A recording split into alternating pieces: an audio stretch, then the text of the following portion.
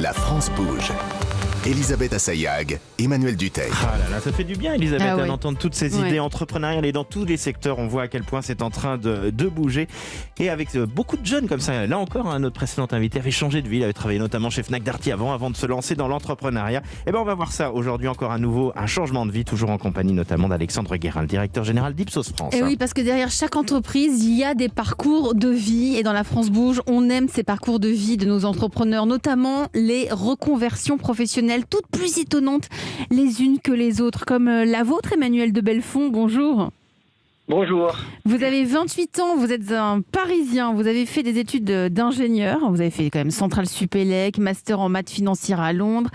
Tout ça, c'était en 2016 et vous avez travaillé dans la finance, vous êtes retrouvé à l'inspection générale de la Société Générale. C'est bien cela ? Oui, effectivement, oui. C'était maintenant il y a quelques années. Donc vous aviez 28 ans à l'époque, hein ? Alors non, j'avais 24 ans. 24 et c'est maintenant ans. que j'ai 28 ans, oui. D'accord. Et puis, tout en travaillant à l'inspection générale de la Société Générale, vous posiez constamment cette question. Quel sens donner à ma vie ? Que puis-je faire pour améliorer les choses ? Ça cogitait beaucoup dans votre tête. Alors, quand on devient jeune adulte, je pense qu'on a tous cette question en tête qui est là, qui apparaît progressivement. Même exactement. quand on vit. Mais elle apparaît pour la première fois de manière assez pressante, je pense. En tout cas, à cet âge-là, elle m'est apparue.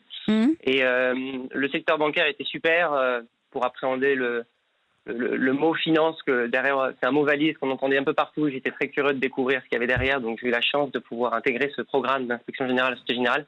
Quand on ne sait pas ce que c'est super. l'inspection générale, c'est un peu le Graal. C'est vous qui contrôlez si les pratiques mises en place par la banque et vous optimisez un peu tous les process de la banque. Donc, c'est un peu généralement, quand on arrive là, on a plutôt bien réussi sa vie, surtout à 24 ans.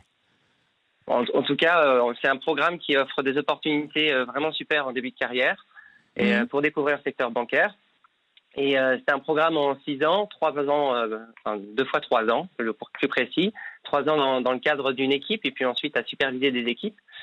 Et puis à la fin de ma première année, c'était très intéressant, mais il y a une autre question qui m'est arrivée en tête, assez pressante, c'était la notion comme j'étais sportif fondamentalement, d'utiliser mon corps tant que j'étais jeune et d'essayer de le comprendre un peu plus. Voilà, c'est ce qui m'est arrivé, donc j'ai décidé de reprioriser mon agenda de vie, si je veux dire. C'est plus qu'une repriorisation, vous avez tout bousculé.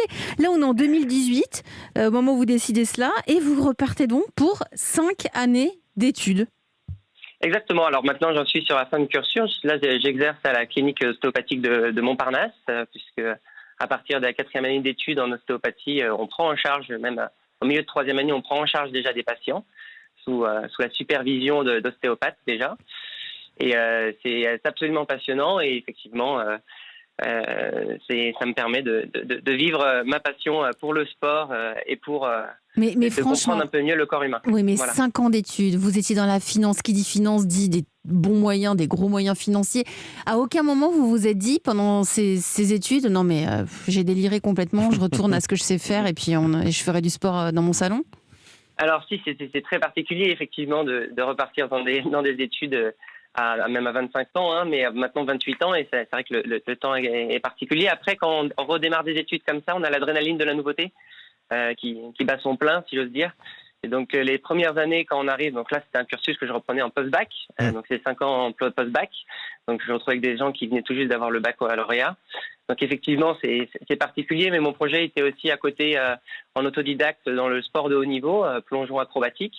Et donc mon emploi du temps était très riche, donc j'avais pas le temps de me poser vraiment des questions de est-ce que c'est dur ou pas. Et vous êtes heureux aujourd'hui ? Ça se passe très bien. En tout cas, j'ai beaucoup de chance d'un point de vue personnel et puis et je me sens vraiment impliqué dans des problématiques de mon temps, c'est-à-dire la santé publique. Et puis je trouve que le rapport au corps est fondamental dans quelles que soient les activités qu'on fait dans notre vie. Bien, bravo passionnant. En tout cas pour tout ça, Emmanuel de Belfond. Alexandre Guérin, vous êtes notre grand témoin du jour, directeur général d'Ipsos. Il y a à peu près tous les âges chez Ipsos. Est-ce que vous avez vécu vous aussi cette quête de sens de la part de vos salariés ? J'imagine que oui, mais qui va jusqu'à se dire je lâche tout. Cette période de Covid a été pour moi un révélateur et m'a donné envie de faire autre chose dans la vie. Alors on l'a vu un petit peu, c'était plutôt en fin d'année 2021. Je pense qu'il y a eu quand même une certaine paralysie au début de la pandémie. Là, c'est vrai qu'on voit quelques collaborateurs que je faisais faire autre chose. Ce qui est intéressant, c'est que pour l'instant, ce n'est pas plus qu'une année normale.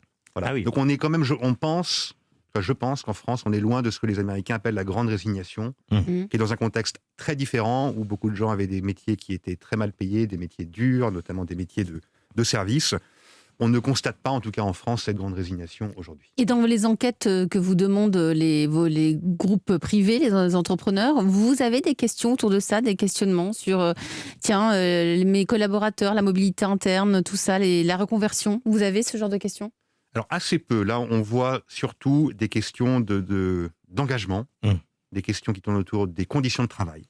Comment on les améliore pour essayer de les garder dans cette période sur le pouvoir d'achat, puisqu'on est dans une certaine reprise de l'inflation, ce qui est assez nouveau en France. Ça fait longtemps qu'on n'a pas connu une situation inflationniste. Merci Alexandre Guérin, merci d'être revenu dans La France Bouge aujourd'hui. Vous étiez notre grand témoin du jour. Je rappelle que vous êtes le directeur général d'Ipsos France. Emmanuel